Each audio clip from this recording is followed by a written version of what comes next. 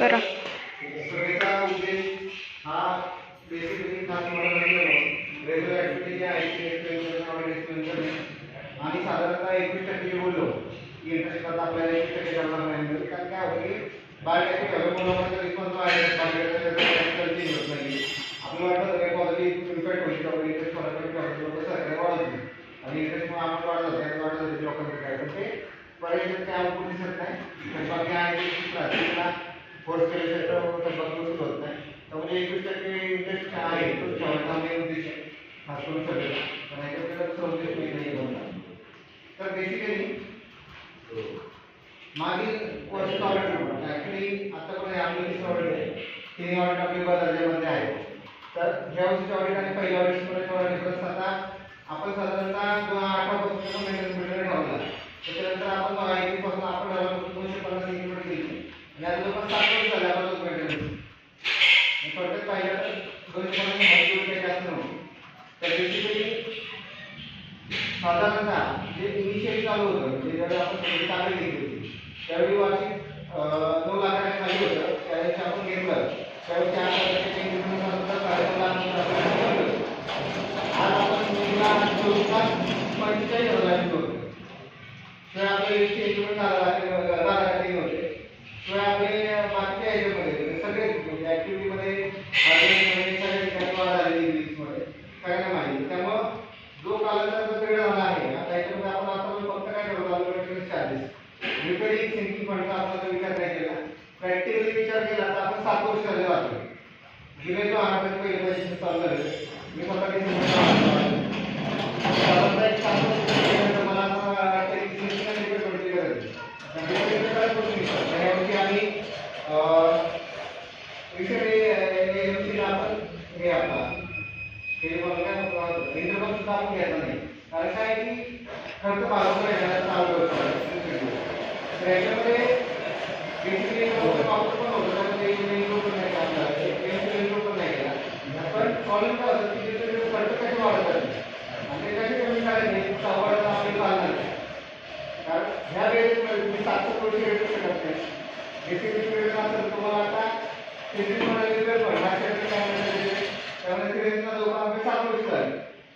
7 वर्ष म्हणजे तुम्ही कसं पाहिजे लोकनुसार सोसायटी स्थापन झाल्यावर भाड्याला आपल्याला लागू करावं लागतं नियमाप्रमाणे. पण तसं सोसायटी स्थापन होतं तर 3 वर्ष झाली. तिथे सुद्धा आपण काही नियमाप्रमाणे आपण ऍक्टिव्ह होत नाही कारण त्याला आपण लोक मिळत नाही किंवा त्याची पोटेन्शियल काय आहे असतात सगळ्या गोष्टी असतात. त्यासाठी जे आपल्याला पोटेन्शियल ते आपण ऑलरेडी काढलेले आहेत.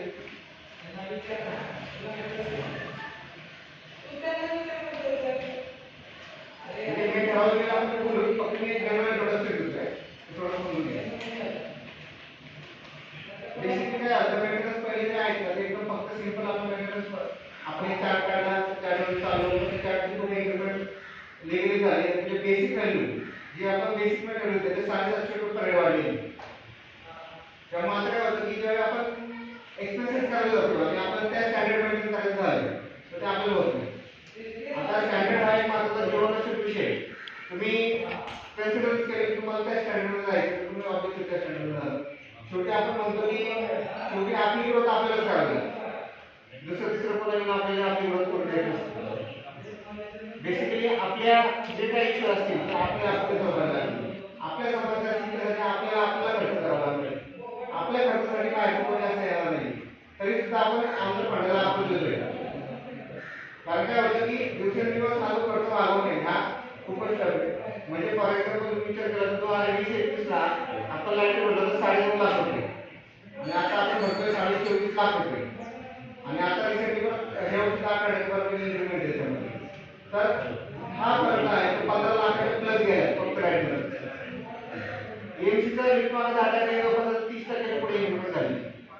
नंतर तुम्ही बाकीचे सगळे खर्च आहेत तर बेसिक आम्ही काढले ऑलरेडी अॅन्युअल जे बजेट होतं पहिलं त्याच्यात 30% पेक्षा जास्त वाढ आहे बाकी बजेटमध्ये आणि लाईटच्या हिशोबाने पाहिलं लाईटला दुप्पटपेक्षा जास्त वाढ आहे. कारण ते 9.5 लाख होतं ते आता 24.5 लाख जवळपास 15 लाख हे 15 लाख म्हणजे साधारणतः 150% वाढ त्याच्यामध्ये तुम्हाला फेस करावी लागते. आणि हे सगळं आता आपण बघतोय तुम्ही चॅलेंजिंग सगळ्या गोष्टी. दुसरी महत्त्वाची गोष्ट म्हणजे फार्मिंग अवघड झालंय तरी पण आपण बरेचशी कामं करून घेतो. कामाचा लेवल आपल्याला सगळं आहे. बेसिकली आपण कुठलंही काम पेंडिंग नाही ठेवत. फक्त आपण टाईल्सचं पेंडिंग असलं एक महत्त्वाचा विषय असा आहे की टाईल्सची जबाबदारी तुम्ही घ्यायची. त्याला दोन जबाबदारी. एक तरी प्रत्येक ठिकाणी टाईल्सचं काम करायचं म्हटलं तुम्हाला टाईल्स आणून द्यावी लागतील. जो कॉन्ट्रॅक्टर आहे तुम्हाला दिवसावरती रोजाने माणसं मिळतात. म्हणजे तिथं तुम्हाला कॉन्ट्रॅक्टर मिळत नाही बेसिकमध्ये. तिथं तुम्हाला माणसं शोधून त्या टाईल्स बदलायला लागतील. शिवाय त्याचा जो रोजगार आहे तो 1500 रुपये पर डे पुढे टाईल्स पासून माणसाने ॲव्हरेज चेक केला नागेवर जर गेले तर 1500 रुपये पर डे घेतले.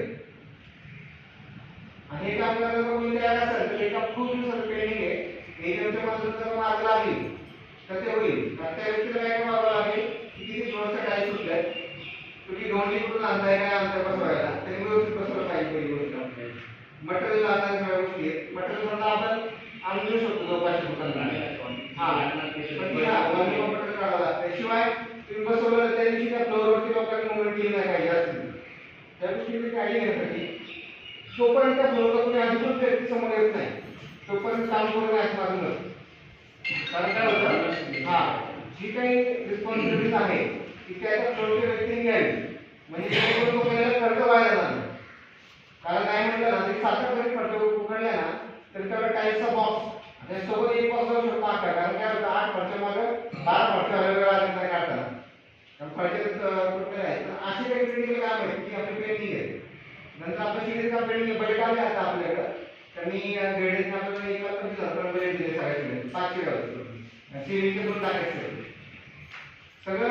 आता हे दुसरं आपण रिपेअर फंड आहे ना आपला सगळा हा सगळा मिळत म्हणून भागवला आपण. पण आता हे थांबवलं पाहिजे आपण कारण रिपेअर हा वर्ल्ड रिपेअरसाठीच आहे. शेअरचं जे गार्ड आहे सपोर्टला लावले एकदम कसं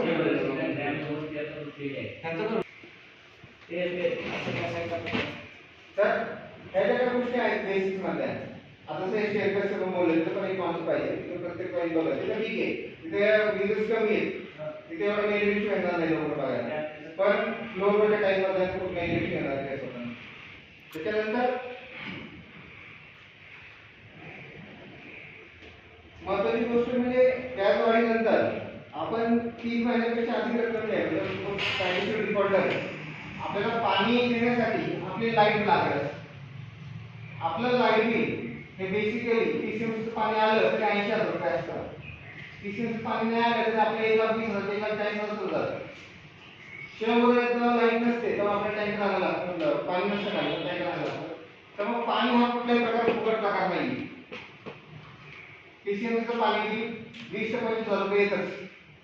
व्यतिरिक्त हा सगळा खर्च करून म्हणजे नाही म्हटलं तर एसटीपीचं पाणी सुद्धा आपण सगळा खर्च करून जाते. एसटीपी मेंटेन करायचा ऑपरेटिंग मेंटेन करायची त्याच्यातून प्रत्येकाच्या घरातून पाणी वाजायचं. शिवाय वार्षिकरित्या आपण टाक्या पण देतो. म्हणजे एकंदरीत पाण्यासाठी आपण खूप मुबलक खर्च करतो. आणि पाण्यासाठीचा खर्च हा आपल्या मेंटेनन्स वरून झालेला आहे. म्हणजे ह्याच्यावरून मला असं म्हणणं आहे की किचनचं बेसिक सोडून त्यांचे डिफॉल्टर्स आहेत बेसिक सोडून बेसिक माणुसकीसाठी प्रॅक्टिकल असा आपला काय संबंध आहे गोष्टी. जुन्या सोसायटीला कसं होतं की पाणी त्याच्या फ्लोरिंग करत जायचं. जर जुन्या सोसायटीला पाहिल्या किंवा म्हणून वगैरे गेले तर त्याच्या पाणी त्याच्या फ्लोरिंग पीसीएमसीचं स्पीड घेतं करत जायचं. त्यामुळे त्याच्याकडे लाईट बिलची समज येत नव्हता पाण्याचा लाईट बिल फक्त पीसीएमसी बिलाची समज त्याच्याकडे शुद्ध प्रमाणात दिलं होतं. त्यानंतर त्याची वाढ आहे आपण पाणी देतो. पाणी द्यायचा मासिक खर्च आपला काढायचा 80,000 रुपये लाईट बिल.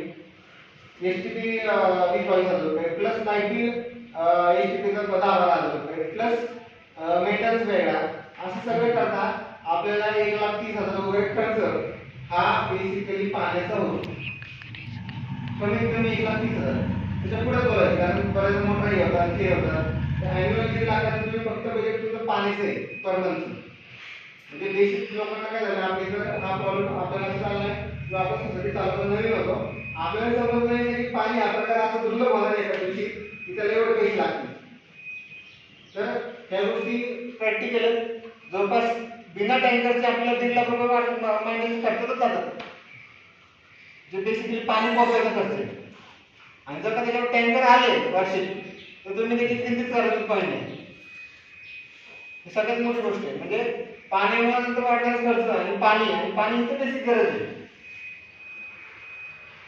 तर मग पर हेक्टर जर काढलं तर ॲव्हरेजली 400 रुपये बेसिक जाते, टँकर आलं तर 600 ते 700 रुपये पाण्याला जाते, फक्त पाण्याला. त्याच्यानंतर पुढची प्रोसेस सगळी वेगळी. तर मग हे जे कालांतराने आपण चलन करत आलेले आहे, त्याच्यात आपल्याला काही चेंजेस आता नवीन प्रोजेक्ट असं काही ठेवलेलं नाही आहे. आपण फक्त याच्यावेळी ठेवले की आपले 3 ऑडिट झालेले. आपण शेवटी करतो की विद्यमानांना आपण त्याच्यासाठी आपण पत्र देतोय. पत्र दिलं मी आता ग्रुपवर पाठवतो, व्यवस्थित वेगळं पत्र आहे. एक कॉमन तर वेगळं आहे आपलं, बऱ्याच काय समजत आता केव्हाची गोष्ट दिलं जागेवर सगळं आहे तर कॉमनचं वेगळं आहे.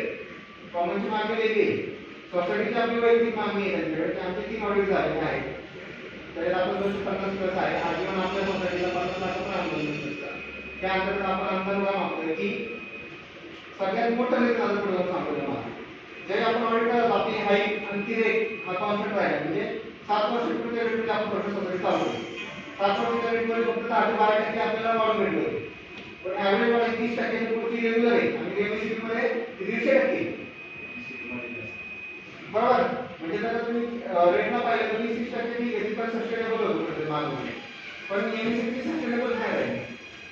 तर ह्या केसमध्ये आपण ऑडिट करायला जातो तर आपला अॅन्युअल येणारी जमा आणि होणारा खर्च त्यात तापवत 8.5 लाख रुपये. शिवाय 16 लाख रुपये आपली थकबाकी. म्हणजे त्या कालावधीने आपण बघितलं तर आपल्याला एवढी थकबाकी घेऊ, थकबाकी असल्यामुळे व्याज वाढवायची पहिली गोष्ट. दुसरी गोष्ट आपल्याला रिपेअर फंड आणि सेव्हिंग फंडाची सेपरेट रिलेशन्स करणं गरजेचं आहे. आता सध्या काय करतो आपण सगळ्या आपला रेग्युलर फंड म्हणून चालू, रिपेअर नावाचा फंड युटिलायझेशन होत नाही. त्यामुळे काय होतं, हा बर्डन खूप मोठा होतो बँकेला आणि तो सेपरेट बिलिंग म्हणून काम करण्याचा आहे. त्यामुळे आपल्याला सर्व्हिस चार्जला एक्सेशन मिळेल. सर्व्हिस चार्ज गोष्टी सर्व्हिस चार्जमध्ये चाललं पाहिजे, ते आपल्याला जास्त सोपे पडतात आणि पुढे जाऊन फ्युचर आपल्याला काही त्रास होणार नाही.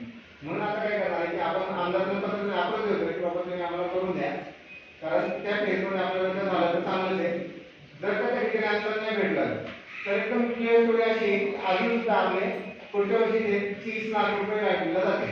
27 लाख तर बेसिक माझी एक्सपेक्टेशन आहे, पण जेवढा आपला चार्ट आहे त्याचं एक वाढ आहे ना आठवडे, तर त्यामुळे साधारणतः माझ्या हिशोबाने 27 लाखापर्यंत. तर मग ते वाचू आपण शकत नाहीये आणि ते वाचण्याचा प्रयत्न सुद्धा आम्ही करणार नाही. कारण काय होतं की जेव्हा बिल मागतो आपण ते बिल नंतर सॅटिस्फाय करायला त्रास होतो, कारण तेवढं व्हॉल्यूम अमाऊंट जमवणं आणि त्याच्यानंतर ते एक्सपेन्सेसचा खर्च करणं आणि त्या एक्सपेन्सेसमध्ये कमीत कमी 2 ते 3 महिने आपल्याला द्यावं लागतं. जर जे कोणी लक्ष देतील याच्यामध्ये इन्स्टॉलेशन ते कम्प्लीटली 1 महिना होईपासून नेट बिल्डिंग होईपर्यंत प्रॉपर लक्ष देत नाही.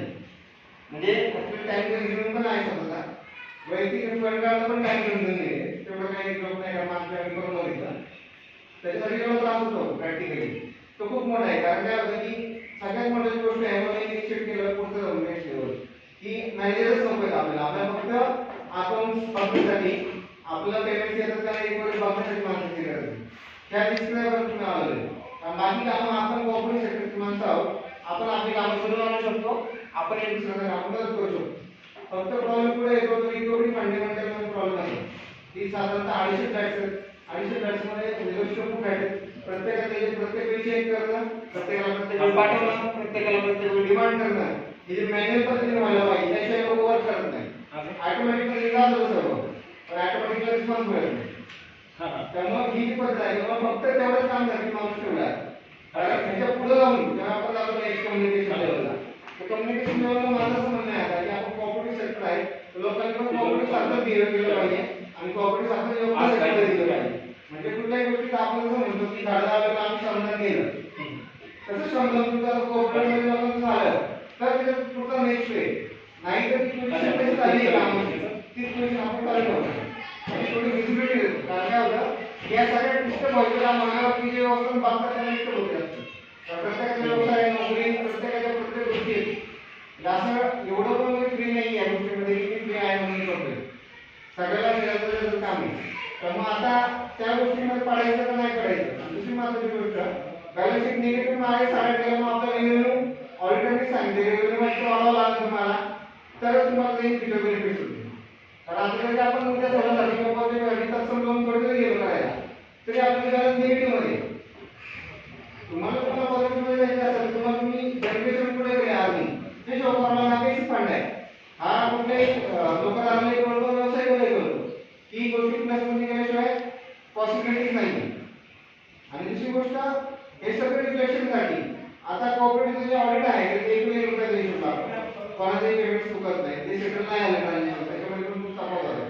म्हणजे इंग्लिशच्या कॉलेज कधी 1-2 दिवसांनी सेटल झालं तर ते खूप 1 to 1 चालवावं लागतं. तर एवढं सगळं म्हणजे इतकं काही पॉसिबल नाही. आणि स्वतःला प्रॉब्लेम काय फेस होता की कोणी कोणतं पेमेंट डेट कॅल्क्युलेट केली म्हणजे आपण जेव्हा पाहिलं तर सुटसुटीतपणा मेंटेन करायचा प्रयत्न करू तितकं अवघड होतं ते सांभाळायला. म्हणजे आपल्याला वाटलं की आपण अनाउन्स पेपरमध्ये एंट्री करायची आणि रेग्युलरची एंट्री त्याची एंट्री सुद्धा दिली झाली. हे खूप ऑडिटसाठी इन्व्हेस्टमेंट आहे. त्यामुळे टीजीएसबी बँकेत सॉफ्टवेअर आहे पुढच्या 8 वर्षासाठी. कारण आता जे चालू आहे ते बदलू शकत नाही. पुढच्या आठवड्यात टीजीएसबी सॉफ्टवेअर सोपं आहे. सगळ्यांनी डाउनलोड करून गव्हर्नमेंट जाईल फ्री असते वाटते. किंवा टीजीएसबी बँकेत संपर्क साधून तुम्हाला कळेल की ॲप्लिकेशन कसं आहे.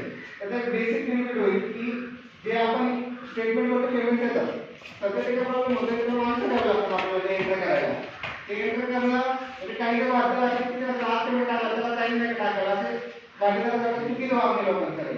कारण प्रत्येकाला प्रत्येकाची वेळ आहे. तुम्ही आज पेमेंट टाकला मेसेज वाचला म्हणजे तुमचं अपडेट होणार नाही. पहिली गोष्ट सिस्टम येईल तर अपडेट होईल.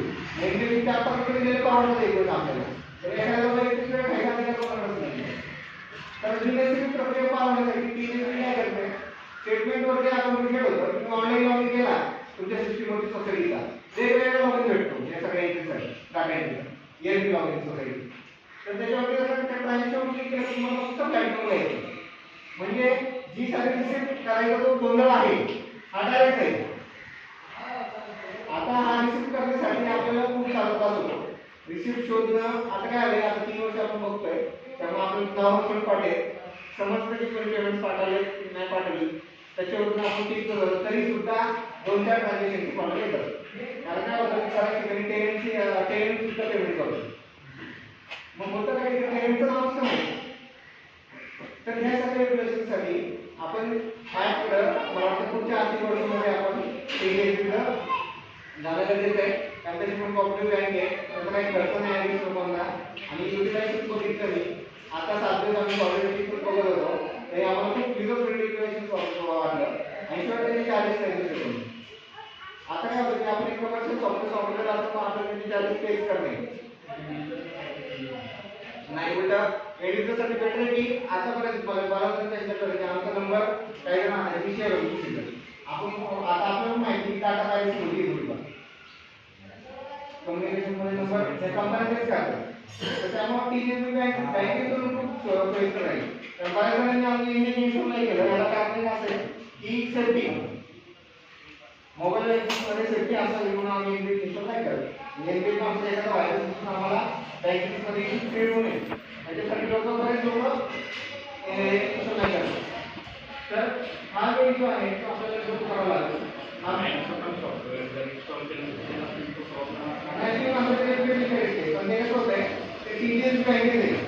लोकांची विचारधारेवरती प्रॉब्लेम आपल्याला क्रिकेट पण झालं पण आता विषय काय की बँकिंग सेक्टरचा फायदा दृष्टिकोन आणि नॉर्मल ऍप्लिकेशन सेक्टरचा दृष्टिकोन वेगळा आहे. बँकिंग सेक्टर स्वतःहून करत नाही प्रायव्हेट सेक्टरने स्वतःहून करतं. म्हणजे डाटा लीक करणं म्हणजे बँकिंग सेक्टर स्वतःच काम नसतं. व्हायरस अटॅक झाला तर होऊ तसं बँकिंग सेक्टर तुम्हाला हेल्पिंग हँडल करतं. त्यामुळे ह्या ज्या गोष्टी आहेत हेल्पिंगच्या गोष्टी आहेत त्याच्यावरती विचार करणं गरजेचं आहे. मला वाटतं की आपण ते आपण चालू करा जेणेकरून हे स्मूथ बँकिंगसाठी थोडंसं शिफ्ट करा. कारण की जो आता व्यवस्थापनाचा ताण येतोय त्याच्यातून आपण सोल्युशन म्हणून एक गोष्टी पाहू शकतो. त्याच्यानंतर बेसिकली आता आपण ठराव चेंज करणार आहे त्यामुळे आपला सिस्टम फंड पण असणार आहे. एक कॅल्क्युलेशन केलेले प्रत्येकाकडे सर्क्युलेट होती लागतात. त्याच्यामध्ये आपण काय केलेलं बेसिकली की आपला जो स्क्वेअर फूट एरिया आहे आर्किटेक्चर वेबसाईटवर स्क्वेअर फूटचं कन्स्ट्रक्शन कॉस्ट पण काढलेली. कारण काय होतं सेटिंग रेशो पण अप्लाय करताना तुम्हाला कन्स्ट्रक्शन कॉस्ट काढणं नेसेसिटी म्हणजे जर तुमच्याकडे कन्स्ट्रक्शन कॉस्ट कोणते टूल्स पाहिजे म्हणून आपण वेबसाईटवरून काढून घेतल्यानंतर साधारणतः वेबसाईटनुसार 1785 स्क्वेअर फूट बिल्डअपला लागतो आणि आता आपण यावेळी तेवढं चालू आहे. तर स्कीमला कन्स्ट्रक्शन ॲम्बिट पण असतं. ठीक आहे साधारणतः स्क्वेअर फूट वगैरे टाकला आपला टोटल बोलायचं की तो तुम्हाला ऑनलाईन मिळून जातो.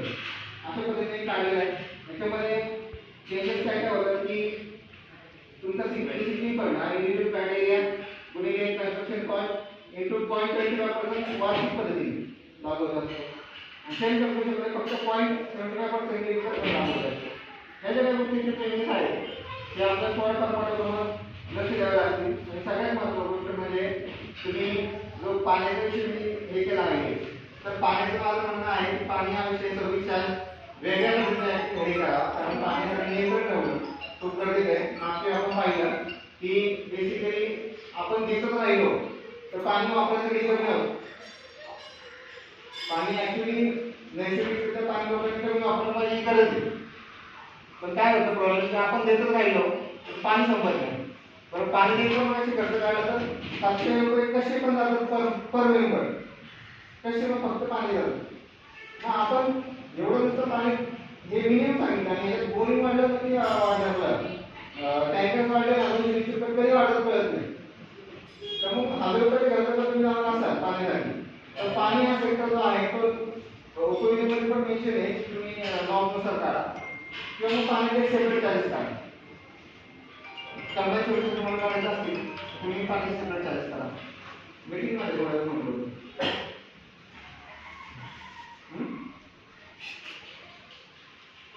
हां एक मिनिट ठीक आहे विशाल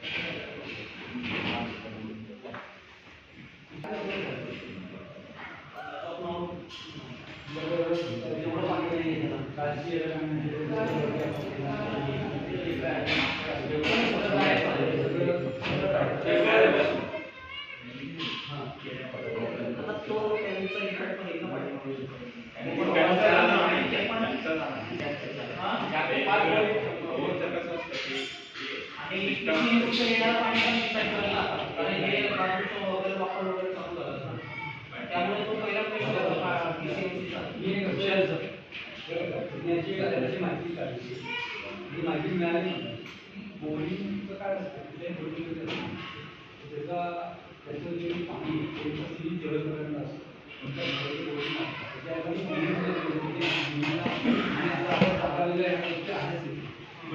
डिग्रीचं कसं त्यांनी सायंटिफिकली सांगितलं त्याच्यामध्ये बरेच झिरी असतात आणि तुमच्या बोरिंगमध्ये कसं असतं तुमचा तो डायमीटर असतो ते 100-200 2-3 झिरे असतात ते कधीतरी संपतात. पण डिग्रीचं तसं नसतं. आता आपण सगळे शेतकरीच माणूस आहेत, आपल्याकडे जाळी विहिरी वगैरे तसं शक्यता आपल्याकडे होते तिथून दुष्काळ जेव्हा होतं तेव्हाच होतं पण सिस्टमॅटिक होत नाही. त्याबद्दल एक थोडासा एक विचार आपला आपण बॅकअप मॅनेजमेंट ठेवा कुठेतरी ती विहिरीचं जागा पण आपलं इम्पॉर्टंटच आहे आपल्याला. दुसरी गोष्ट तर या सगळ्या बोरिंग केल्यामुळे ऑब्व्हियसली आता आपण कितीतरी बोर मारले तर तिथे पाणी म्हणजे हाडातलं बोऱ्यात काय येणार तसं प्रकार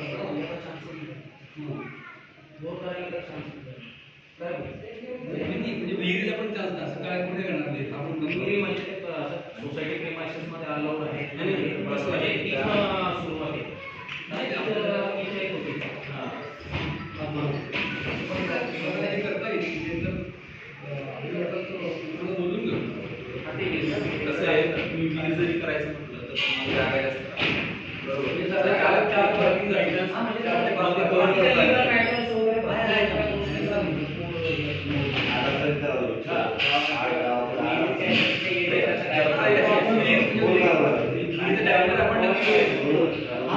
बंद करायला लागतं त्या हिशोबाने आपल्याला काय आहे बजेट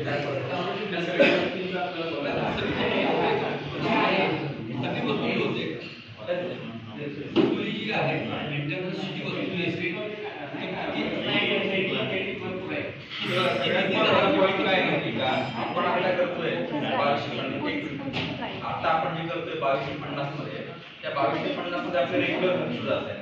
ऍडिशनल काही बर्डन आलं तर ते होऊ शकत नाही. आता आपल्याकडे जी काय आपल्याला थकबाकी दिसते 2250 सिक्युरिटी आहे ना सगळं तवाला तुम्ही बघितलं 2250 पाहिजे लाईट बिल सिक्युरिटी हाऊसकीपिंग पाणी लाईट बिलामध्ये पाण्यासाठी सगळ्यात जास्त लाईट बिल जाते. दुसरी जाते आपली रेग्युलर कॉमन साठी. आता आपण सिक्युरिटी हाऊसकीपिंग किती कमी केलं तरी तुम्हाला जो काय बेसिक खर्च तो तर द्यावाच लागणार आहे. आता आपण सिंकिंग फंड काढत नाहीये, रिपेअर मेंटेनन्स फंड कुठलाच काढत नाहीये. आपण फक्त आणि फक्त रेग्युलर खर्च 2250 येतोय आणि त्यातून इकडे काढतोय आणि देतोय, काढतोय आणि देतोय. ऍडिशनली आपण एक्स्ट्रा काही ठेवत नाहीये सोसायटीकडे. तो एक्स्ट्रा नसेल तर उद्या आपल्याला भरपूर अडचणी येणार आहे. हा मगाशी त्याने जो काय पॉईंट सांगितला तो हा होता. जे सगळ्यांची अनुमती होणार, ते काय होणार, ते काही एकटं ठरवणार नाही.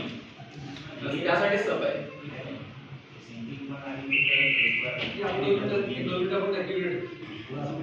आपण सगळ्यांनी पाहू शकतो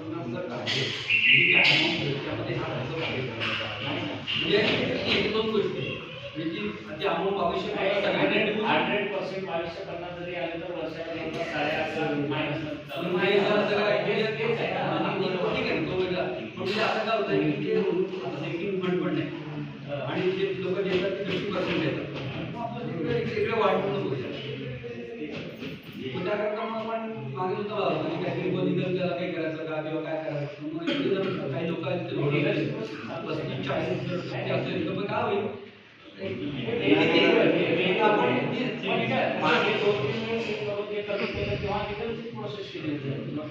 सेव्हिंग फंड काढून ठीक आहे म्हणजे ज्यांना द्यायचे ते भले आत्महत्या करू नका.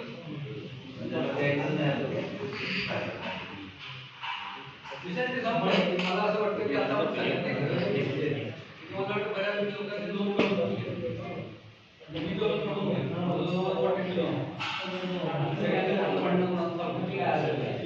मला तेव्हा मला असं म्हटलं होतं की आपण जर कोणत्याच सोसायटीकडे आपण आता 25-25% आपण लोन घेतली 40,000 रुपये 1,000 रुपये आपण जास्त लोन सगळ्यांनी तर मग आता आपण जरी तो फ्लॉट ठेवला तरी आपल्याला इंटरेस्ट पण मिळेल. कारण आता कसं किती लोक ही गोष्ट रिसेंटली आता आपण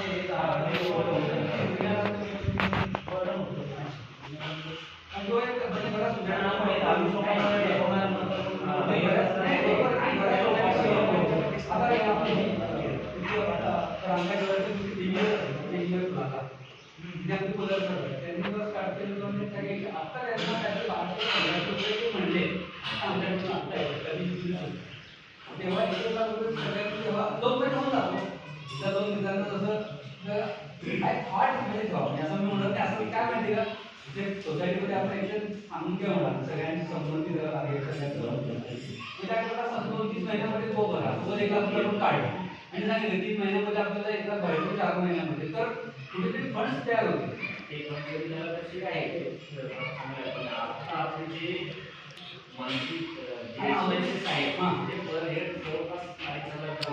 आणि अजूनही सांगतो म्हणजे मी जो त्यामध्ये आहे असं नाही आपल्याला काही समजत नाही जनरली सगळ्याचा होतात जे तुम्ही लोक काम करतात त्याबद्दल धन्यवाद. पण जे लोक असं एक परत असं एक मला असं करावं किंवा पाण्याकरता हे झालं आणि मला 2 असे किंवा इतकी तफावत मला आम्हाला फक्त 40 लोकांकडून पैसे मिळाले त्यामध्ये आम्ही खर्च एवढा केला. आता एवढा तो डिफरंट प्रत्येक महिन्यामध्ये ते नाही काय करू पाण्यासाठी सेपरेट त्याच्याकडून त्याला वेगळा चार्ज करा कारण त्याचे कॅप जे आहे कॅप कमी जास्त त्याच्याप्रमाणे वापर पण होईल जे जास्त पाणी वापरते त्यांना जास्त हे करावं लागेल ज्यांच्याकडे पाण्याचा सोसायटी नाही करायचं.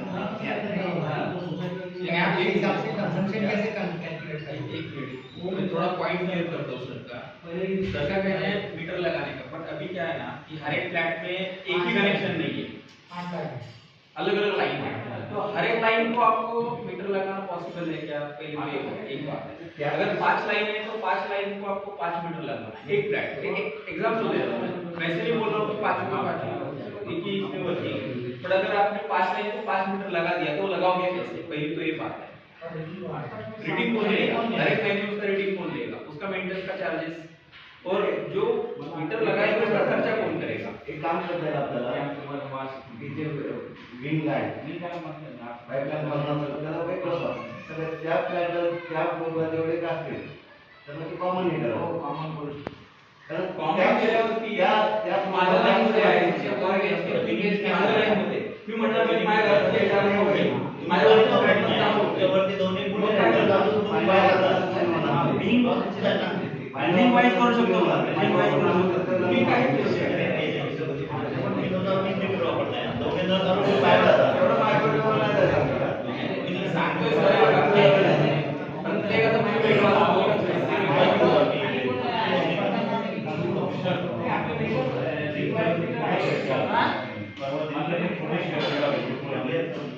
पॉवर कंझम्पशन असं ड्रास्टिक कसं वाढलंय मागच्या 2-3 महिन्यात? तुम्ही केअर करा नाही, charges घरच्यांनी आज 10 charges करायला चार्जेस आपले घरगुती पण वाढलेले घरगुती पण चेक करा घरगुती पण चार्जरचा चार्ज नव्हतं, बारमध्ये पाहिलं तर कंझम्पशनचा चार्ज होता. नाही आहे सगळीकडे वाढलं वाटायचा प्रश्न होता ना, आधी शिक्षण होतं. काय म्हणजे MSCP ला कंप्लेंट टाकून इंडिव्हिज्युअल लेवलला सगळ्यांनी कंप्लेंट टाकायची बोलवायची सेम टाइम बाकीच्या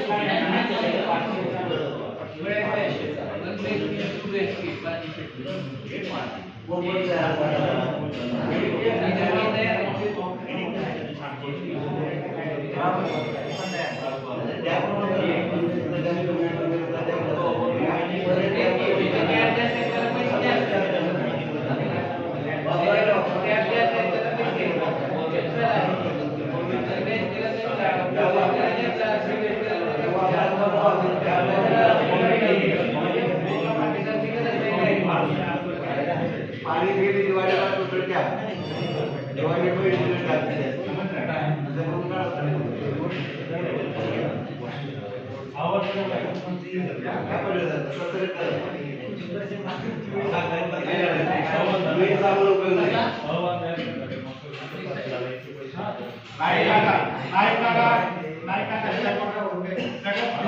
काय माहिती का 2200 रुपये 12 महिन्यात आपण 8.5 लाख रुपये मायनस होतोय. हे पहिल्यांदा फुलफिल झाल्यानंतर तुमचे सजेशन वगैरेवर आपण काम करता येईल हे लक्षात कोणी करा 8.5 लाख रुपये आधी भरायचे आपल्याला दरवर्षी आपण मायनस चाललोय आता त्याच्यानंतर आपले सजेशन आपले इम्प्लिमेंटेशन वेगवेगळे काय करतात त्याचा विचार होईल ते कसं करायचं पाणी वाढलेलं पाणी लाईट ट्रिपल वाढले लाईट बिलवर काय करायचं सगळ्यात टॉप 5 मध्ये लाईट बिल फर्स्ट स्टेजला आहे. काय म्हणतोय पाणी लाईट बिल काय ना त्याच्यामध्ये वाढलेलं आहे की तर पाणी लिफ्टिंगसाठी मोटर जर चालतात ते लावा लिफ्ट पण चालतात लिफ्ट पण चालतात सगळे चालू सोसायटी पाण्याचं जायला ते वाढव ना पाणी काय पहिलं लाईट त्याप्रमाणे काढत पाणी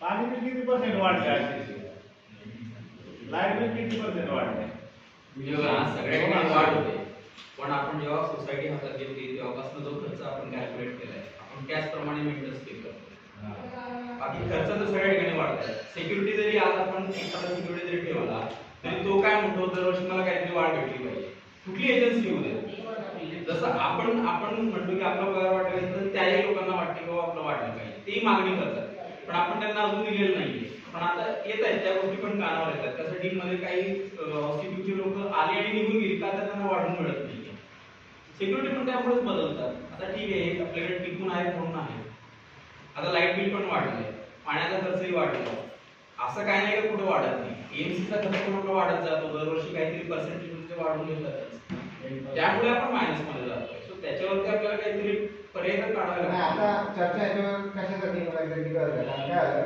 आता मग की आपण आहे ना मेंटेनन्स वाढ करत नाही आपण रिपेअर सेपरेट ट्रीट करतो तर मग चर्चा कशावर नाही यातनंच ती मार्ग कशी काढायची जे काही खर्च आता आपले आहेत म्हणजे पाण्याचा असतो सिक्युरिटी असते सो 2250 ला आपल्याला मेंटेन करायचं त्याच्यावरती ना तुम्हाला मार्ग जो आहे ना तो म्हणजे कमी ठेवणं जसं रनिंग होतं आता म्हणजे सिटिंगच्या महिन्याला आपण जे सॅलरी रनिंग करतोय तसंच थोडंफार कॉम्प्रोमाइज करून करावं लागणार दुसरं काय आपण घरात पण काय करतो आपलं पेमेंट झालं का आपण सिलेंडर कमी करतो भाजीपाला कमी करतो म्हणजे गोष्टी खायला पाहिजे तर सोडून त्यावेळी चहाचा पद्धती जास्त वाढवतो परिणामानंतर डायबिटीज होतो जेव्हा विषय वेगळा आहे म्हणजे फिक्स मध्ये वाढवतात तुमच्या टायमाला ती खर्च करावं लागणार तुम्ही टाळला त्याच्या दुष्परिणाम तुमच्या समोर येणार काय वाटतं ह्याच्यापुढे दुसरं काय मागणी होणार नाही लिफ्ट एक मोठी कुठली तरी लिफ्ट बंद करत जाऊ ना काय आता तुम्ही जे बोलता ना पण ठेवायचं इतका प्रॉब्लेम होतो पण ठेवताना की ह्यातलं कुणी सांगा तुम्ही फर्स्ट फ्लोअरला तुम्ही काम तुम्हाला आणि होत नाही गोष्टी मी नव्या फ्लोअरला आहे मला माहिती मला कधी कधी कचरा मला म्हणून पण लेवून थांबावं लागतं 15-15 मिनिटं पण थांबावं लागतं कधी मी दुपारी पण ठेवतो चेक करता पण पॉसिबल नाही झालं कारण याच्यात आपला टाइम ह्या गोष्टी 2200 खूप इम्पॉर्टंट आपला टाइम आहे. म्हणजे कोणाला त्याचे मेंटेनन्स देता येत नाही त्याच्यासाठी मी माझा कमावणारा जर वेळ देत असेल तिथं तर ते साफ चुकीचं आहे. म्हणजे तो कमावणारा व्यक्ती आहे तर व्यक्ती वेळ जो जातोय त्याची कॉस्टिंग 15 मिनिटाचा पगार किती येतो.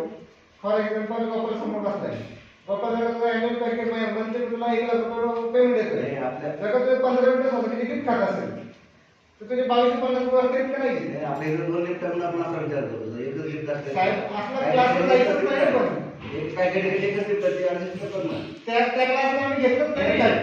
सोसायटी आणि 2 मिनिट पाहून काय करता. फ्लोर पण कमी असतात. कसं आहे क्लास स्टडी करत असेल तर त्याचे डिसिजन घ्यावे लागते. घ्यायला लागते. म्हणजे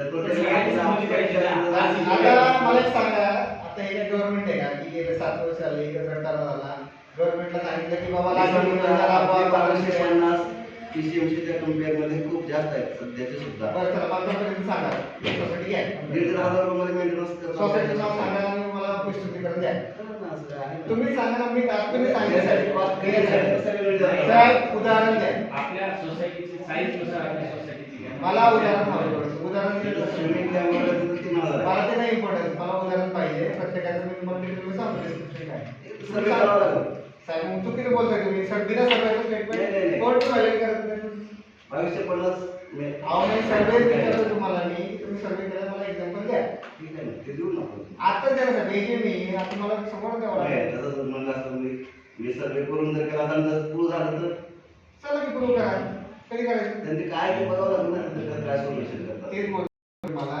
तुम्ही बाजूला काय करून नाही का मागच्या वर्षी सुद्धा असं सोलर करायला निघालो, एकाने सांगितलं की दुसरीकडे काय फरक आहे, ते करतो ते करतो. 15 दिवस झाले, 20 दिवस झाले, 25 दिवस झाले, 3 महिने झाले, कुणी सर्वे रिपोर्ट केला नाही. शेवटी पुन्हा डिसेंबरला बिल लॉन्च केलं, पुन्हा 3 दिवस झाले मला. त्यामुळे मला असं पोस्ट पण सांगा, मला बरोबर नको आहे. बाकीचं सांगा ना, बाकीच्या सोसायटीमध्ये एवढं कोणाकडे आहे का उदाहरण किंवा माहिती मला त्या उदाहरण आहे का? इन्फॉर्मेशन सांगा ना मग. उदाहरण तर त्याचं द्या. काय करतात ते बघू आपण. उदाहरण आहे का कोणाकडे? सोसायटीचं मेंटेनन्स मध्ये आपलं जे मेंटेनन्स चार्जेस तुमचे कोणी आहे सांगा, कोणाकडे उदाहरण आहे का त्याचं? ते गंधर्व एक्सलन्स जास्त आहे. तो मोठ्या साईजची सोसायटी मोठी आहे. उदाहरण आहे का कोणाकडे? कारण उदाहरण एक गोष्ट आपला आहे. खर्च जास्त असण्यामागे कारण काय? पहिली गोष्ट मी एका सांगतो, विंगला ऐका. 70 फ्लॅट, एका विंगला 70 फ्लॅट.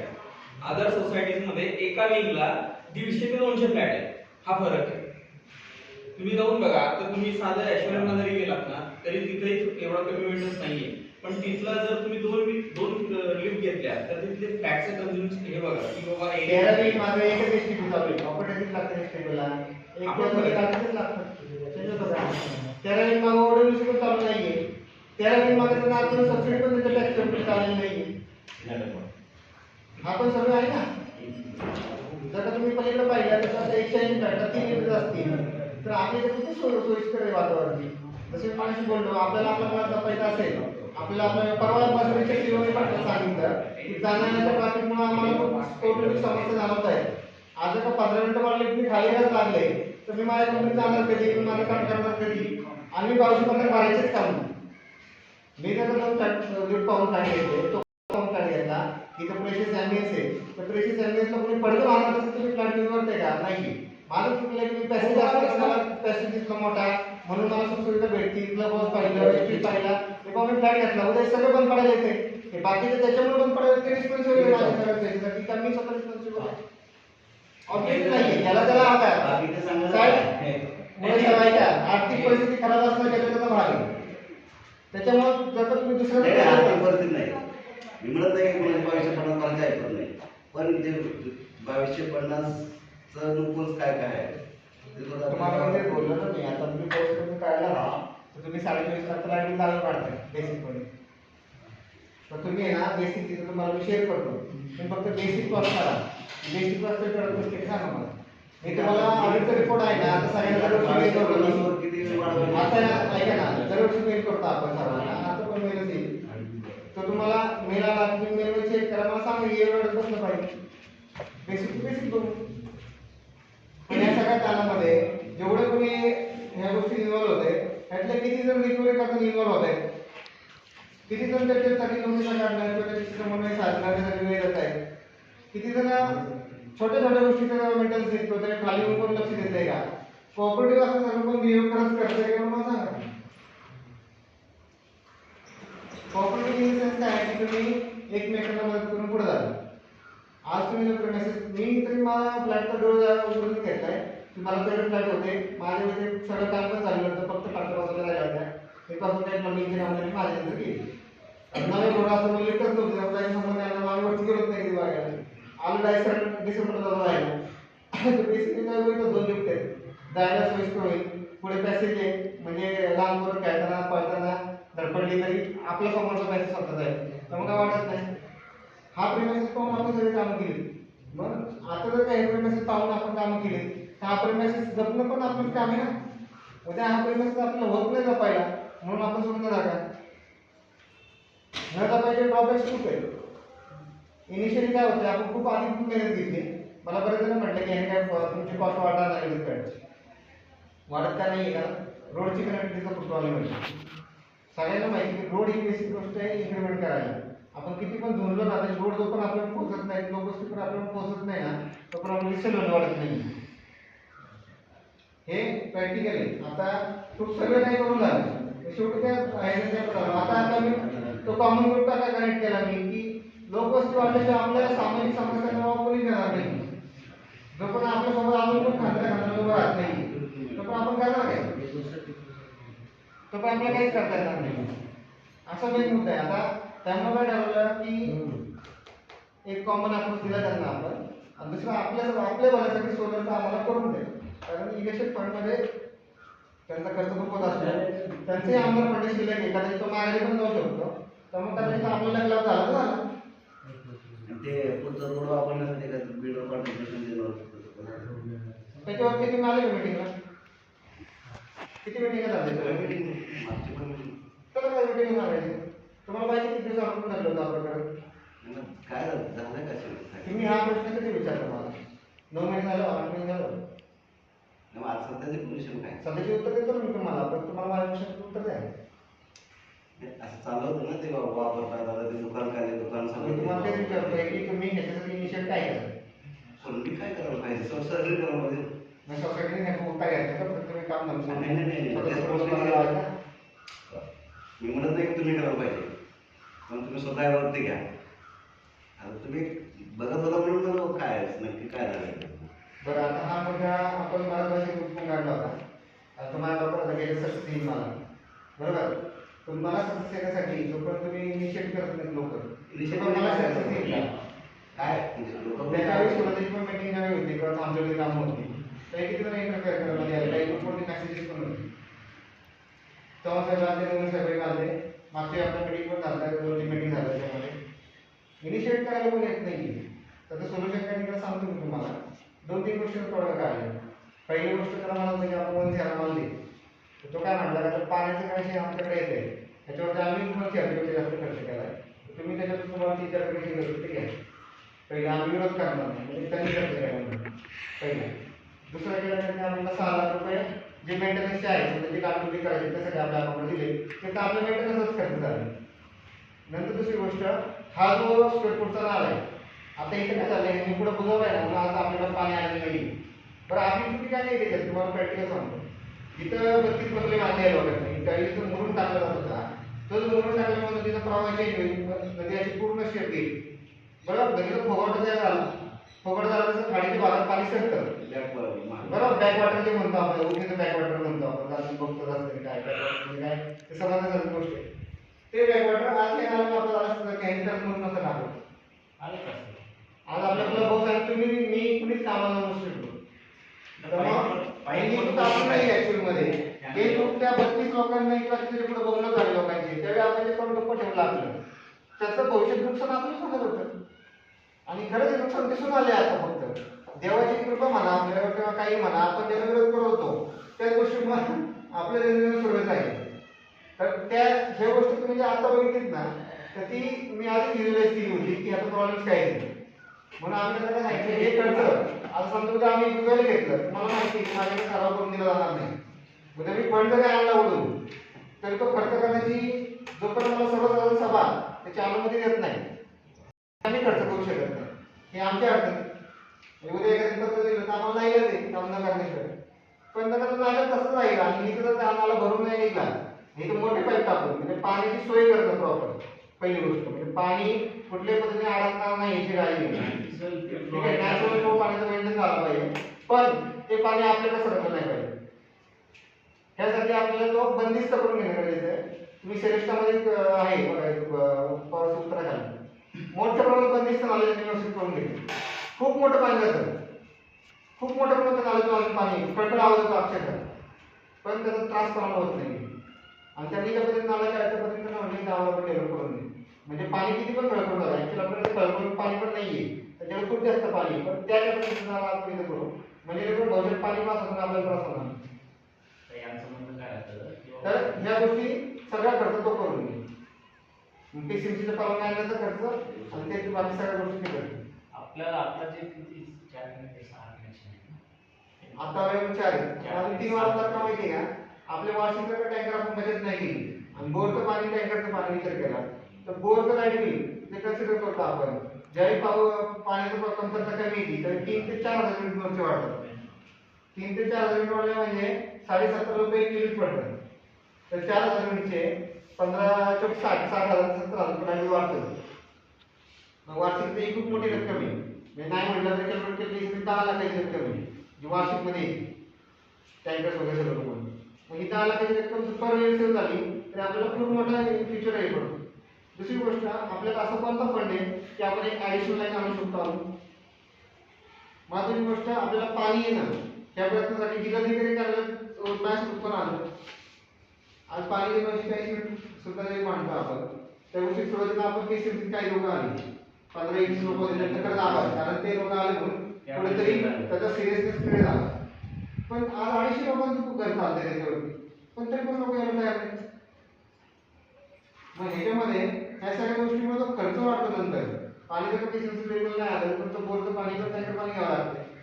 तो काय ऍडिशनल खर्च त्याच्यावर लोक कॉन्सन्ट्रेट करणार का तर आपल्याला सांगणार की प्रत्येक वेळी 2-2 सेक्रेटरी अतिशय ठेवा लोकांचं लक्ष इथंच असेल आणि जे मूलभूत सुविधा त्याच्यात नसेल तर मग लोकांचा दृष्टिकोन चुकीचा आहे असं माझं तरी म्हणणं आहे. माझं जर चुकत असेल तर मला करेक्ट करा कारण आपल्याला कारण जरी बोरचं पाणी कमी करायचं हे बेसिक खर्च करायला पाहिजे तेच नाही. त्याची गरज आहे त्याला खर्च करायला लागतो. म्हणजे जिथं बेसिक लक्ष देऊन तुम्ही सेव्हिंग करू शकाल त्या पॉईंटला दुर्लक्ष आहे आणि तिथं नेसेसिटी आहे त्या पॉईंटला हायलाइट केलं जातं तर मग हे थोडंसं चुकीचं आहे असं विषय होतं. आणि आजच्या मिटिंगचं काम काय माहिती आहे का आपण इम्प्रुव्हमेंट दुसरी कोणती मोठी करत नाहीये आपण फक्त आहे ते त्याचं सविस्तर डिस्कशन करतोय. नाही याचं तेवढं आता कसं आहे परिस्थिती दिवसेंदिवस खराब होतो. पुढचं सोसायटी हाऊसिंग सोसायटी याच्याकडून मोबाईल जे काय आहे तुमचं सिंगिंग पण चालू झालंच पाहिजे लिगलच्या याच्यावर पहिली गोष्ट 1 वर्षाचं चालू आहे पाहिजे ना चालू मिळून येते त्याच्यासाठी आपल्या एरियानुसार किती हे होतं आपल्या सोसायटीला किती जाते ते काय सिंगिंग म्हणजे साधारणतः 2,000 रुपये पर स्क्वेअर म्हणजे 1785 रुपये पर स्क्वेअर फूट बांधकाम खर्च होतो. त्याच्यात 0.25 वार्षिक आणि 0.75 रिटेलचा वार्षिक कॅल्क्युलेटर होतं पर फ्लॅट साधारणतः 24 रुपयाचा फरक पडतो म्हणजे हे बघा याचं कॅल्क्युलेशन फॉर एक्झाम्पल माझा एक 800 सर्व्हिस बिल्डअपचा होता त्याचा साधारणतः कॉस्ट निघते सिंकिंग फंडची 130 रुपये आणि रिपेअर फंडची 395 रुपये आणि आपल्या स्क्वेअर फुटनुसार काढायची एक किलो महिन्याला सिंकिंग 130 रुपये आणि रिपेअरिंग 395 रुपये तर हा हे काय नाही त्याचं बेनिफिट आता जे नितीन निवडे साहेबांच्या डिपार्टमेंटला भेटते ना ती 99ला चालू केलं होतं petrol cess law road tax ते पण आता ह्याचा रस्ते होत आहे कारण आता आपल्या प्रत्येक गोष्टी व्हॅलिडी संबंध जाणार आहे नंतर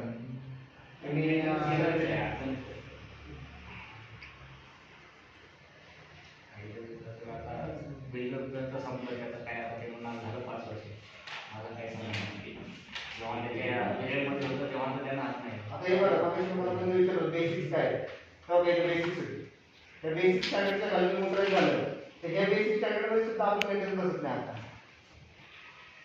हे बेसिक्स आहेत जे आपण नेसेसिटी आहे. तुम्ही बाहेरच्या सोसायटी पाहता तर बाहेरच्या सोसायटीत आता खरंच ऑब्झर्व करा जी मेंटेन आहे ती सोसायटी सोडली ना तर खूप सारे लोक फायरची मोटर चालू आहे का हे पण बघत नाही. जिथं आपण फायर सर्व्हिस सर्व्हिसिंग करून घेतो फॉर्म पण देतो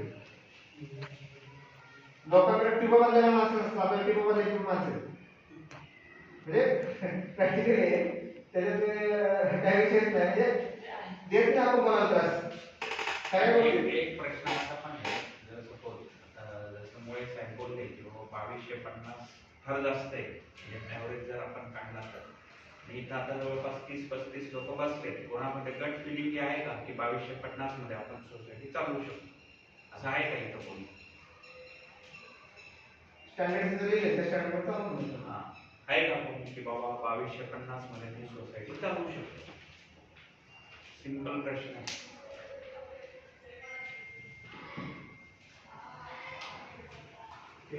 दुसरी बाजू ते असे आता असे नाही, हे बघा, या सोसायटीत राहण्याच्या आधी मी बऱ्याचशा सोसायट्यांमध्ये राहिले, मेंटेनन्स असायचा, नंतर लोक वाढवायला हे करायचे, म्हणजे विरोध करायचे. त्या सोसायट्या एवढ्या छान होत्या त्यावेळेस, म्हणजे टॉपच्या सोसायट्या होत्या. आज त्यांची तुम्ही जर दुर्दशा घेतली ना, तुम्ही जाणार पण नाही तिथं, आतमध्ये सुद्धा थोडी दुर्दशा झाली का, निवड बाबा आम्हाला म्हणजे मेंटेन नाही केल्यामुळे, बाकी दुसरं काही नाही. आपण एवढं प्रॉपर्टी घेतोय 40-50 लाखाची, किंवा आपण जसं म्हणतो थोडं ॲप्रिसिएशन होऊन हीच प्रॉपर्टी तुमची 70 लाख 80 लाख किंवा रिडेव्हलपमेंटला गेली तर तो वेगळा बेनिफिट आहे. त्या दृष्टीने विचार व्हायला ऑलरेडी आपण किंवा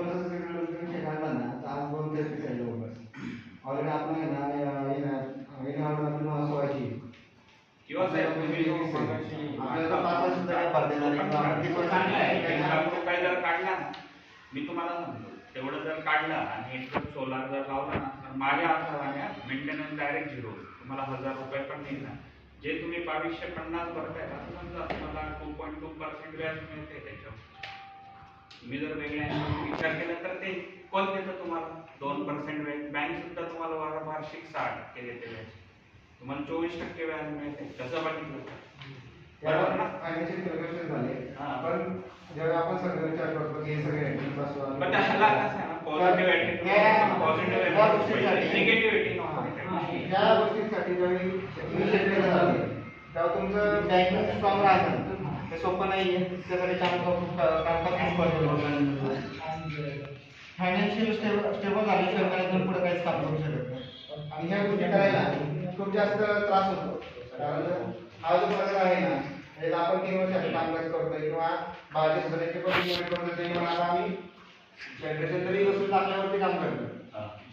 आता आम्ही कमर्शियल वस्तू टाकल्या गेल्यापर्यंत काम करतो, आणि ही अवस्था झाली आता. म्हणजे सोसायटी आहे चालतच नाही, प्रत्येक जण मेंटेनन्स वाढवत जातो पुढे. म्हणजे तुम्ही जे सांगितलं ना, वाद चाललंय अशी शून्य सोसायटी एवढ्या आम्ही सोबत नाही. याच्यामध्ये आता तुम्ही जसं पाण्याचं आता आपली लाईट बिल वाढते, लाईट बिलला कॉन्ट्रीब्यूट काय करते? बोरवेल. त्याच्यात आता एवढं काय कॅल्क्युलेशन केलं आपण बाय कॅल्क्युलेशन मध्ये बऱ्यापैकी प्रॉपर गोष्टी टाकली आहेत की त्यावर डायनेस्टिक उद्या तुम्ही म्हणसाल की कुठल्या गोष्टीची एम सुद्धा करायची नाही, तर रिस्क तेवढीच आहे ना. तुम्ही मला सांगू शकता नाही की त्याला वेळ नाही होतं, तुम्ही सांगू शकता नाही टाइम घेऊन होतो नाही उपयोग होतो का, त्याच्याही फंड द्यायला तुम्ही काय करणार प्रोव्हिजन, प्रत्येक बिल आपण करत असणार. दुसरी गोष्ट, तुम्हाला इन्कमची सगळी सिस्टीम मात्र मी फक्त आता हे नाही करत लक्ष नाही सगळ्या गोष्टीवर पूर्ण सिस्टीम इन्कम वापर करताना म्हणजे जाऊ द्यायला सारे काही काही झालं मग कोण पण काही झालं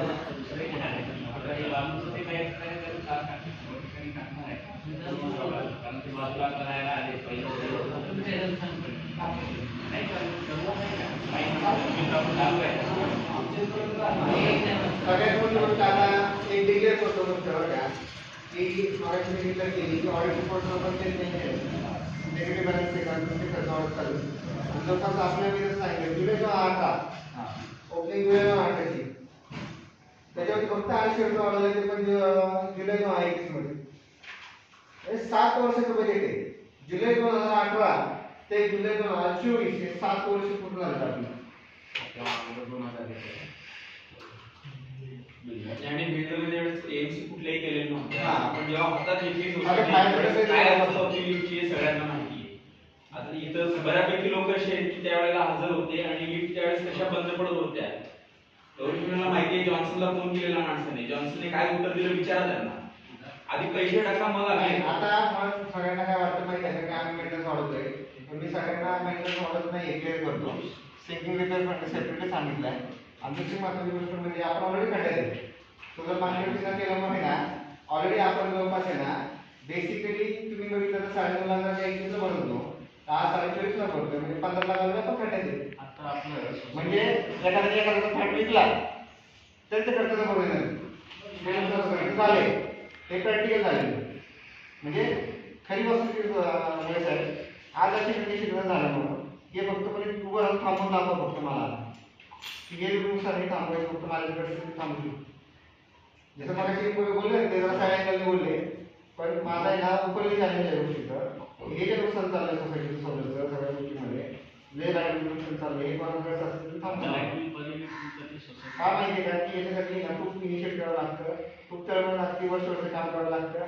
बरं हे वर्ष सोपं नाही, तुम्हाला दुसऱ्यांच्या गोष्टी शिकायच्या त्या स्वतःच्या गावात पण कधी. त्यामुळे त्यासाठी वेळ काढणं त्यासाठी वेळ देणं हे खरंच मला शिकलं असेल तर का 24 लाख निव्वळ आता आपल्याला वाचले असते आपण सोलर केलं असतं तर ठीक आहे, वाचले नसते आपल्याला 2 वर्ष 3 वर्ष कधी त्याचं व्याज भरावं लागलं असतं, हप्ते भरावे लागले असते. 24 नाही 40 बरं. लाख. मला इकडे पण आजच्या वेळेमध्ये आपल्या आईने इन्कम 8,000 एका दिसतोय. मागच्या वेळी ट्रिप होतं त्याचं काही आलं 8,000 गेले 40 म्हणून झाला. काय आलं पाणीवाल्याचे ते तोडलं ते आलं ते कॅशमध्ये दाखवले कॅश दिले म्हणून आपले सगळे डेप्युटेशनमध्ये गेले. बरं साधारणतः असं काही सोडलं मला नाही. बिल्डर कोण आणि शेतकऱ्यांना थोडा 2 लाख 83,000 तो आला. बिल्डर कोण पहिल्यांदा झाले पहिले 4.5 नंतर 4.5 इनिशिएटमध्ये काही राहायचा प्रश्न सगळे म्हणजे 26.5 लाख सगळे आले तुमच्याकडून बिल्डरला शेतकरी पहिले ते इनिशिएटला लोक आले सोबत मोजकेच लोक ते सोबत होते. माझ्याकडे पुणे कोऑपरेटिव्ह सेक्टर आहे ना सगळ्यांनी मदत करा. आणि आता जी खंड म्हणजे मेन प्रॉब्लेम झालेला आहे हा कुणीही विसरू शकत नाही. म्हणजे अशी कंडिशन आहे की मी स्वतः जरी ठरवलं उद्या तरी सोसायटीकडून काढून 15-20 लाख आधीच झालं. म्हणजे ॲव्हरेज सोसायटी 30 ते 40 लाखांनी एखाद्याच्या प्लॅनिंग मध्ये नुकसान. बघा आपण करत राहतोय ना तर आपण त्रुटी काढणं काही वाईट नाही, त्या त्रुटीवरती मार्ग पण तेवढा आपण काढला पाहिजे. की काम एकदा थांबवलं गेलं एकदा सहन केलं गेलं 15 ऑगस्टला 15 ऑगस्ट नंतर 15-20 दिवस वेळ दिला गेला. तुम्हाला ऑप्शन दिले गेले, तुम्ही म्हटलं दुसरीकडे जाऊन बघायचं काय करायचं. 3 महिने कुणी काहीच करत नसेल तर ते काम त्यावेळी थांबवणं चुकीचं नाही का. दुसरी गोष्ट पुन्हा ते काम चालू झालं 6 डिसेंबरला पुन्हा काम थांबवलं जातं आणि त्यावेळी पुन्हा त्यासाठी कुणी इनिशिएट करत नाही. आणि वैयक्तिक सोसायटीमध्ये लाखो रुपये लॉस होतात, लाखो रुपये. म्हणजे अक्षरशः एका 2 BHK कॉस्ट आणि एवढी लॉस झाला आपलाच लॉस तर हे सोसायटीचं म्हणून सगळ्यांचं पण बाजूला असेल हा बिल्ड कोण करणार. कारण तो एका कोणाचा नाहीये, आपल्या सगळ्यांचाच लॉस आहे तो. कारण आपणच ते पैसे भरतोय ना आपल्या खिशात. आपण जर आज त्याच्यावरती बचत करण्यासाठी किंवा त्याच्यावरती मार्ग काढण्यासाठी जर काम केलं तर आपलाच तो पैसा वाचणार आहे. लोकांची 40 लाख गेले तर ऑलरेडी 9 महिने झाले आता. म्हणजे मार्च नंतर आता पुढचा 9 महिन्याचा झाला म्हणजे 6 महिन्याचा पिरियड कव्हर झाला. मागचे 1 वर्ष ऑलरेडी गेले आहे गोष्टीमध्ये कव्हर करायला 1.5 वर्ष पुढे गेले आपण. 1.5 वर्ष आपण पुढे गेलो म्हणजे 2 लाख 16 ला ते किती महिने झाले 12 आणि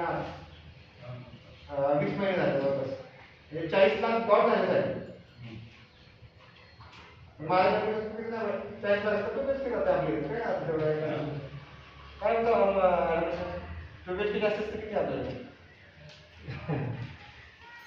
तर आता जे झालेलं नुकसान आहे कोणी करू शकत नाही. मी तुम्ही कोणी आता कोणी किती मैदानात उद्या ते नुकसान पचूनच पुढे जायचं. म्हणजे तुम्ही नसलं करायचं की आलंच आहे म्हणजे तसं काही परवा नाही. जशी मी बायको पुढे नाही आता घराची मार्केट त्याच्यामध्ये प्राइस वाढू न वाढू मला बॅलन्स 70 लाख भरायचेच आहे. तुमच्याकडे ऑप्शन्स काहीच नाही आता प्रॅक्टिकली ऑप्शन्स काहीच नाही. त्यामुळे ऑप्शन्स काय शोधायचे ते तुम्ही सांगा आता की ह्या गोष्टीमधून सोल्युशन्स काढायला ऑप्शन्स काय शोधायचे ते पाठवू हो ते करू त्याचं काय विषय नाही. पण आपल्या काही इच्छा लोकांची तिथं बघूया मागे जे झालं हे सांगण्याचं उदाहरण झालं त्या गोष्टीला मेहनती मध्ये उतरू शकत नाही आता. त्याची गडबडी काढली गेली तर मग झाला त्याचा वर्ष साध्य झालं आता त्याच्यातून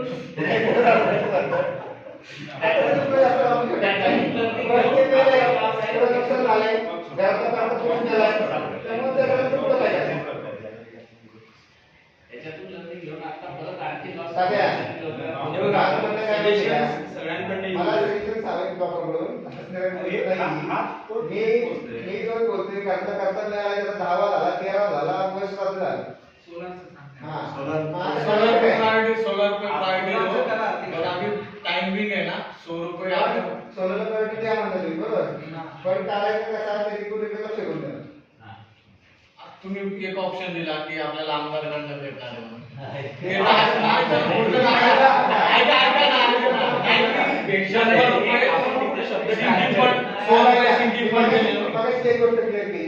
की मला एक गोष्ट माहिती आहे की सोसायटीचा फंड किंवा कुठलाही ठरावाला करता रेग्युलर करू शकत नाही त्यामुळे मी काय केलं नेक्स्ट नालीची त्या गोष्टी कन्वर्ट करून घ्यायचं इथं मेंटेन घ्यायचं आणि पाणी कन्वर्ट करून घ्यायचं कारण मला माहिती आहे गोष्टी मी करणं शक्य नाही पाणी मला काय झालं हे सगळं करून सुद्धा उठाडेव परत ते आले पण तर त्याची उठाडेवरती रिस्क कमी येणार आहे भविष्यात जाऊन की परवानगी भेटेल का नाही भेटेल उद्या आता ते 6 लाख आले ते मेंटेनन्सच खर्च झाले तसे उद्या मला 50 लाख आले लोक मेंटेनन्स खर्च करावा लागेल मग तो कुठे जायचा कारण समिती म्हणून आपण रिस्पॉन्सिबल आहे इलेक्शन होत नाही तोपर्यंत म्हणून आपण रिस्पॉन्सिबल आहे कुठल्याही कायद्याचं म्हणून उभं करायचं तर तोपर्यंत तो पास आपण करायची ना उद्या जर ते फंड आपण खर्च करायचं आपण काय करायचं आपल्याकडे खर्च पैसे नसतील तर आपण काय करायचं म्हणजे या लाखची पहिली आपल्या भविष्य झाली आपण वाटते सोसायटी चालवा कशी चालायची 100 रुपये सिंगिंग आणि 150 रुपये ना रिपेअर मेंटेनन्स लावा असं वेगळं 250 रुपये चार्ज करा ते गव्हर्नमेंटच्या याच्याप्रमाणे गव्हर्नमेंट प्रमाणे कार्य त्याप्रमाणे द्यावं लागणार. ते आपल्याला वाटते म्हणून काही चालणार वाटतं म्हणून नाही चालत. बरोबर आहे. ते काय करतो आणि तिथं पण गव्हर्नमेंट रूल आहे सोसायटी लिगली आहे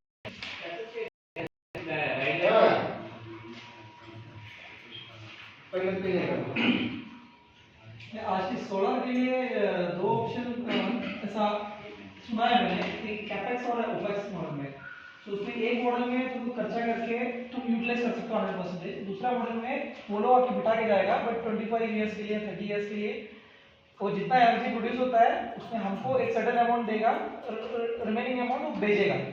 अभी जो तुम मॉडल बोल रहे हो वो पहले का मॉडल बंद हो गया सेकंड बोले आप हाँ उसके जगह पे क्या हुआ है ईएमआई का मॉडल चालू है 5 साल के ईएमआई 7 साल के ईएमआई 5 साल का बेसिक ऑफर कर 7 साल का भी आए नहीं ऑफर है 5 साल का ईएमआई दो अभी हम लोग 2 लाख गाड़ी भर रहे तो वो लोग ईएमआई दे रहे 2 लाख 13,000 का उसका मॉडल का मैं स्क्रीनशॉट डालता हूँ अभी जो 1 लाख 13,000 से स्लोली चलेगा लेकिन 5 साल तक को भरना ही पड़ेगा मतलब इससे हम लोग छूट नहीं रहे सपोज उनको इंस्टॉलेशन सारे के सारे फ्री है तो हम लोग सब रेडी है क्या 30 साल के देने के लिए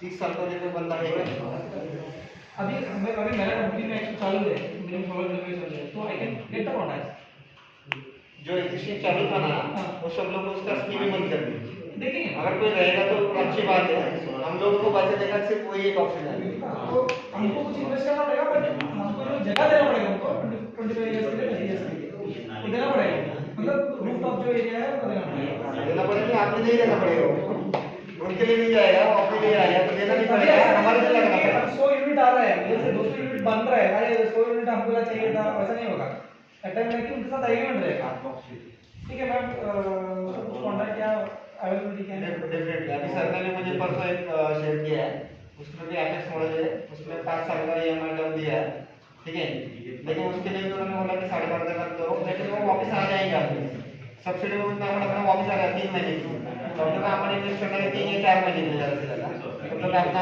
वापस आ रहा है तो हमें इतना ज़्यादा दिक्कत नहीं है लेकिन इसमें लोग एक्सेप्ट कर रहे हैं क्या हुआ है पहले अगर मैं बोला कि पहले डेथ हो चुका है अब इसको फिर से सेकंड डेथ करवाने का जब तक आदमी को आग लगता है ना एक एक आएगा जिसको आ जाएगा उसको आ आएगा ना उसी में से किसका है ऐसा नहीं है सबके सबके जैसे आग तो लगा होगा 2 साल के जो मैसेज करता है उसको तो लगाइए जो मेड फिट का है कंटेनर तो का मंडला अभी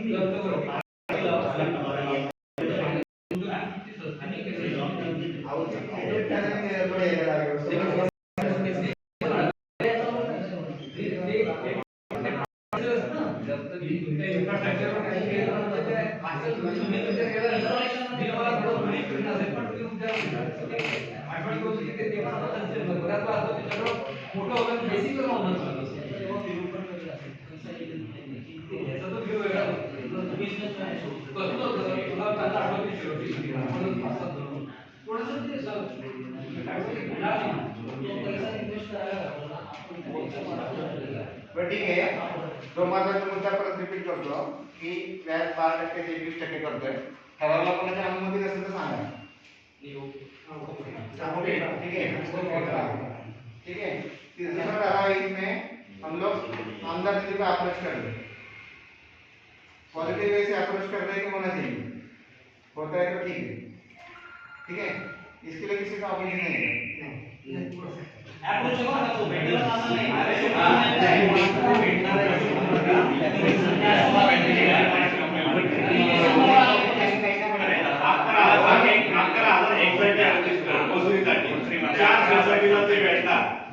सोसायटीचा रेव्हेन्यू तेवढा पाहिजे पहिली आठ आहे त्याला. तुम्ही 8.5 लाख मायनस मध्ये सगळ्या सोसायटीचे 3 वर्ष नाही अशा कॅल्क्युलेटर ते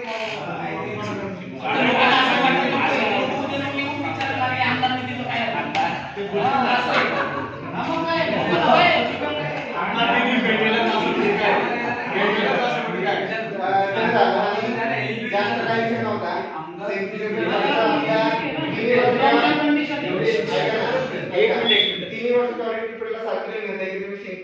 चालू करत नाहीये. बरोबर. ऑडिटरचे रिमार्क आहे. आता आम्हाला सीसीटीव्ही होत चालली दिवसेंदिवस. आता रिमार्कला रिमार्क आहे. दरवर्षी ऑडिटर रिमार्क येते की तुम्ही शेअरिंग रिपोर्ट करत नाही केलं तर पुढच्या ऑडिटला एमसी निघाला आपल्याला. आणि आपण काय करतो टीडीएस पण कट करत नाही. अशा 1% टीडीएस कट करायला की आपल्याला 1% अजून खर्च वाढणार आहे. म्हणून आम्ही म्हणलं जाऊ दे. पाटीलचं म्हणता ना आपण ठीक आहे आता पूर्ण 500 रुपये जर नसेल दिलं ऍटलीस्ट 250 ते चालू करू शकतो का सिंगिंग पण. नाही ना तुम्ही एक तर पहिला पाळायला सोडा. उपस्थित तर पाळायला सोडा. तो करायला पाहिजे. कारण काय झालं तर माझे जे खर्च कुठल्या ना त्याला युक्त होतं कारण पैसेच नाही आपल्याकडे.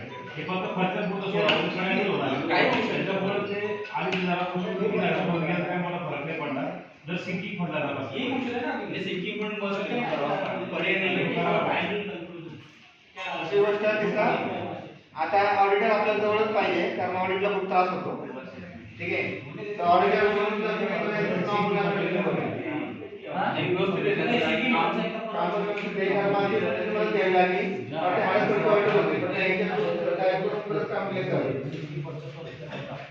सिंगिंग फंडवर कोणाचा आहे का?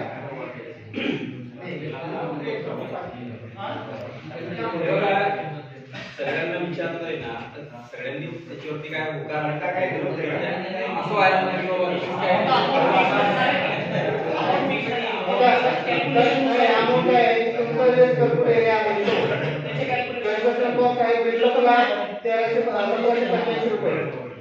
ठीक आहे. बिल्डअपला 1785 रुपये आपण कॅल्क्युलेट करणार इंडेक्सवरती चौरस मीटरमध्ये अंतर घेऊन चौरस मीटरला जवळ किती होतं काय होतंय ते प्रत्येकाला सेटिंग आणि रिपोर्ट द्यायला लागतं.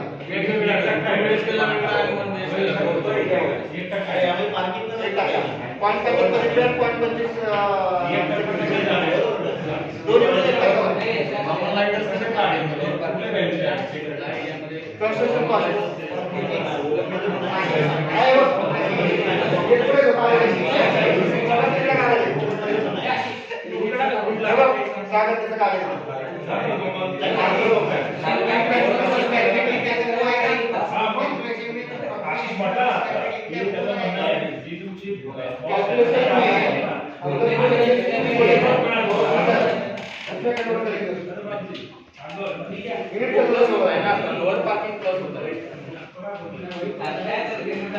लोअर पार्किंग ऐड होता है आपके इंडस्ट्री में लोअर पार्किंग आपको नहीं इंडेक्स में देना हो ते ओवर टैक्स आलो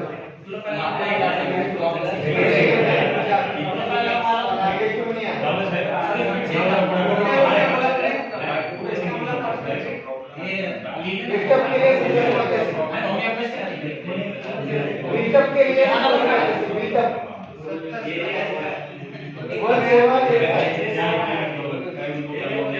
ठीक है नंबर और मॉनिटरला फर्निचर सारखं जाऊन चालू सिंकिंग रिपेअर फंडच्या विषयावर बोला कोणाला नको आहे का सिंकिंग रिपेअर फंड सांगा ठराव पण जर ऐकलं नाही सांगा नंतर कसं तसं अपडेट करा एजीएम ठराव नाही आम्ही सांगू आता बोला बरं नंतर विचार करून नो म्हणणारच का नाही ज्यांना वाटतं पण वन बेस केला वेगळा टू बेस कॅल्क्युलेशन आहे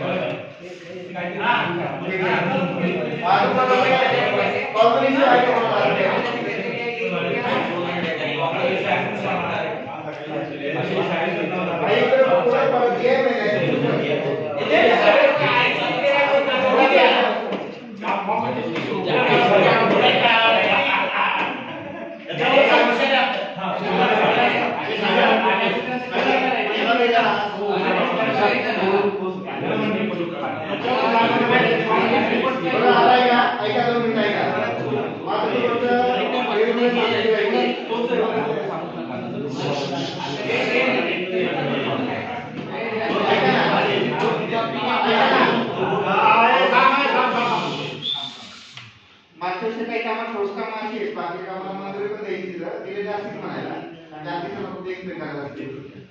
तर ज्यावेळी आपण कन्व्हिन्स केले, आता आपण 7 गाड्या लावून राहिले, कन्व्हिन्सला आपण पूर्ण प्रोसेसिंग केले, झाले 7 गाडी पण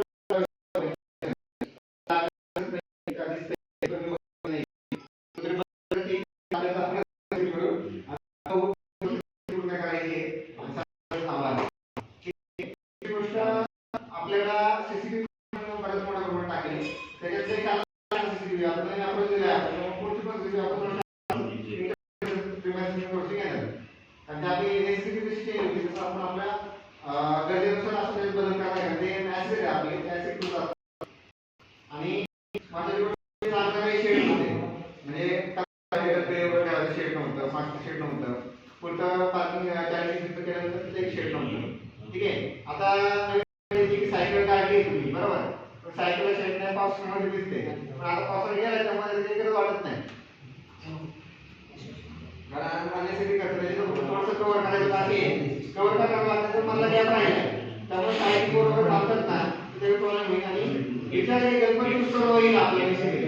तर माझ्या इथे बाहेर तंत्र ठेवायचा म्हणजे जो पॅसेज सगळा कव्हर असेल ना पाऊस जरी असला तरी लोकांना गोष्ट सहज थांबते. मागे की आपण लॉकडाऊन बसून करून दिले पैसे आपण